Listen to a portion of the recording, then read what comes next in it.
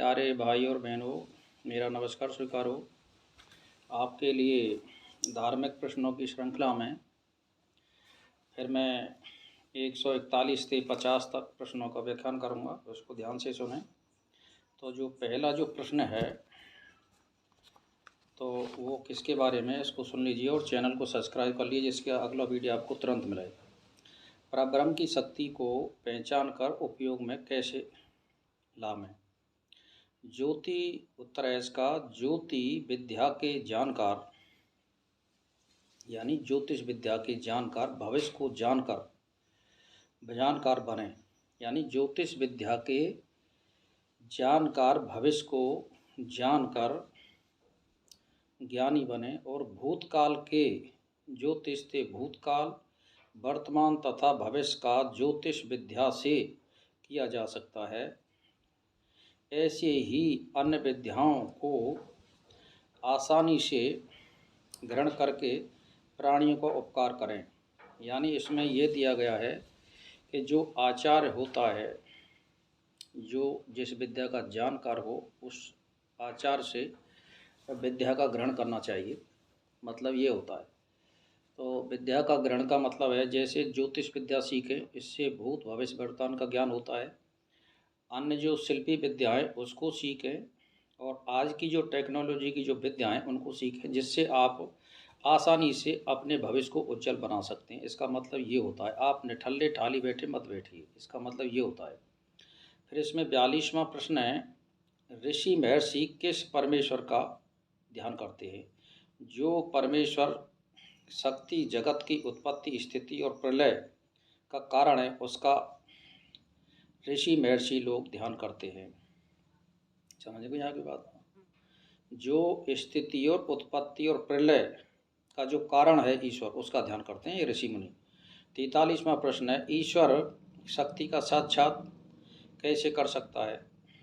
तो इसका मतलब ये होता है, निरंतर व्यापनी ईश्वर शक्ति को सूक्ष्मदर्शी पुरुष साक्षात्कार करते हैं। अज्ञानी उसको नहीं जानते, अर्थात आपको योग क्रिया का सहारा लेना पड़ेगा अगर साक्षात्कार करना है ईश्वर का।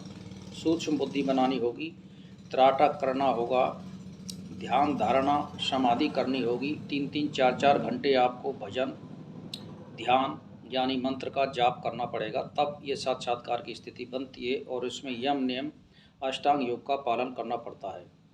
इसका उत्तर ये होता है। फिर ऐसा 44वां प्रश्न, परमात्मा की शक्ति के स्वभाव को कौन जान सकता है। दूरदर्शी विवेकी जन परमात्मा की शक्ति के विविध स्वभावों को जानते हैं। तो 45वां प्रश्न है, मनुष्य संकट और विघ्नों का नाश कैसे करे।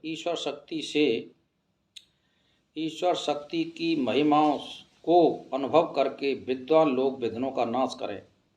मतलब ईश्वर की महिमा का मतलब है, जैसे आप बुरे कर्म मत करिए, परमार्थ का काम करिए, किसी की बुराई मत करिए, किसी का अहित मत सोचिए, इससे होता है ये। तो 46वां प्रश्न है कि ब्रह्म शक्ति प्राणियों का पालन कैसे करती है। विराट ईश्वर शक्ति से वर्ष में द्वंद्व सूचक शीत और उष्ण 2 ऋतु हैं। अन्य ऋतु हैं इसके अंतर्गत हैं। यह ऋतु में सूर्य की किरणों से तिरछे सीधे पड़ने से होती हैं। किरणों में शुक्ल, नील, पीत, रक्त, हरित, कपिश और चित्र, ये 7 वर्ण हैं। इन किरणों का प्रभाव मस्तक के 7 छिंद्रों, 2 कान, 2 नथने, आँख और 1 मुख पर पड़ता है। इसका मतलब ये होता है। तो उससे 7 संस्कार, 2-2 प्रकार के श्रवण, गंध, दर्शन, एक कथन शक्ति उत्पन्न होकर समस्त का पालन करती है ये शक्ति। इस प्रकार ये 47वां प्रश्न है, मानवों को कार्य करने में प्रवृत्ति कौन करता है। विद्वानों ने वेद आदि शास्त्रों से निश्चय किया है कि 7 इंद्रियों और उसकी सूक्ष्म शक्तियों द्वारा विषय का ज्ञान प्राप्त करके प्राणी कार्यों में प्रवृत्ति करता है, ये मतलब होता है। फिर ऐसा 48वां प्रश्न, धर्म अर्थ काम मोक्ष की प्राप्ति मनुष्य को किस प्रकार होती है। मस्तक के 7 गोलक यानी 2 कान, 2 नथने, 2 आँख और 1 मुख के द्वारा धर्म अर्थ काम का मोक्ष की प्राप्ति से मनुष्य उत्तम सुखों को भोगते हैं। ये दृढ़ ईश्वर नियम है। जैसे मान के चलिए 2 आँख हैं, इससे आप शुभ कर्मों को देखिए। 2 नथने हैं, इससे अच्छी सुगंध का स्पर्श करिए और गंदी वायु से बचें। और 1 मुख है, उससे गंदी वाणी नहीं बोलें, आप सदैव मीठा वचन बोलें। और ये मतलब होता है। और ईश्वर की प्राप्ति के लिए आप ध्यान, धारणा, समाधि का अभ्यास करते रहें तो अपने आप ये चारों चीज़ मिल जाती हैं, और लेकिन दीर्घकाल और निरंतर करने पर मिलती हैं ये। फिर 49वां प्रश्न है, योगी जन आनंद कैसे प्राप्त करते हैं? ईश्वर की विविध शक्तियों को साक्षात्कार करके विज्ञानी योगी जन अपनी शक्तियाँ बढ़ाकर आनंद पाते हैं। यानी वो दिनों रात ईश्वर का ध्यान, धारणा, समाधि करते हैं और वो ज़्यादा धन संग्रह पर ध्यान नहीं देते, इसीलिए उनको ये आनंद मिलता है। तो 50वां प्रश्न है, मनुष्य योगी ऐश्वर्य कैसे प्राप्त कर सकता है? मनुष्य योगी संसार के बीच पुरुषार्थी योगी जन परमात्मा की ईश्वरता में स्थिर चित होकर ऐश्वर्य प्राप्त कर सकते हैं। यानी एक चित होना, यानी एक तत्व का अभ्यास करने से यानी ये माया मोह यानी ये सब छूट जाता है।